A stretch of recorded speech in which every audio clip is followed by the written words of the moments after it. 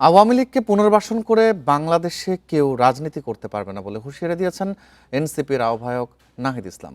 এছাড়া অনিয়ম করে ঐক্যের ডাক দিলে তার দল সাড়া দেবে না বলেও জানান নাহিদ। সোমবার রাজধানীতে এক সভায় দলটির অন্য নেতারা বলেন, সরকারের কাজের উপরই নির্ভর করবে তারা কতদিন ক্ষমতায় থাকবে।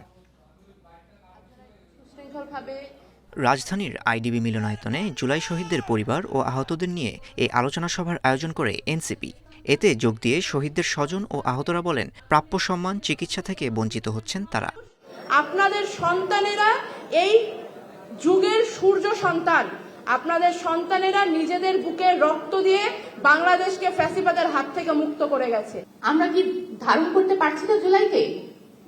আমরা কেন এই জুলাই যুদ্ধের চোখ এখনো উপরে ফেলানোর মতো ঘটনা দেখছি? কারণ আমরা বিচারের মুখোমুখি হই নাই। একটা মানুষকে এখন পুনর্বাসন করে নাই, কিন্তু আমরা আহত পাশে দাঁড়িয়েছি।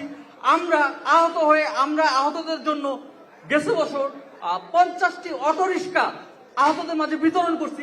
অনুষ্ঠানে এনসিপির আহ্বায়ক হুঁশিয়ারি দেন, আওয়ামী লীগের পুনর্বাসন আর সম্ভব হবে না। এছাড়া দুর্নীতি, দখল, চাঁদাবাজি কায়েম করে ঐক্যের ডাক দিলে এনসিপি ছাড়া দেবে না বলেও উল্লেখ করেন নাহিদ ইসলাম। এনসিপি এবং সমমনা যে শক্তিগুলো রয়েছে, আমরা ঐক্যবদ্ধভাবে এই সরকারকে বাধ্য করব জুলাই সনদ বাস্তবায়ন গণভোটের গণরায়ের আলোকেই বাস্তবায়ন করতে হবে এবং জুলাই গণহত্যার বিচার নিশ্চিত করতে হবে।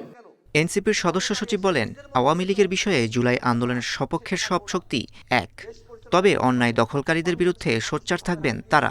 এবং বাংলাদেশের মানুষেরা যারা 24-এর অভ্যুত্থানের সময়টাতে যারা সামিল হয়েছিলেন, এই মানুষেরা তখনও যে আকাঙ্ক্ষার মধ্যে ছিলেন, এখনো সেই আকাঙ্ক্ষাটা তারা ধারণ করেন এবং তারা এটা বিশ্বাস করেন যদি আকাঙ্ক্ষা থেকে চ্যুতি ঘটে তাহলে এই মানুষেরা তারা প্রয়োজন হলে আবারও তারা রাজপথে নেমে আসবেন। সরকারের কর্মকাণ্ডের সমালোচনা করে বক্তারা বলেন, ক্ষমতার স্থায়িত্ব নির্ভর করবে কাজের উপর। মাহির সাজিদ, ইন্ডিপেন্ডেন্ট নিউজ।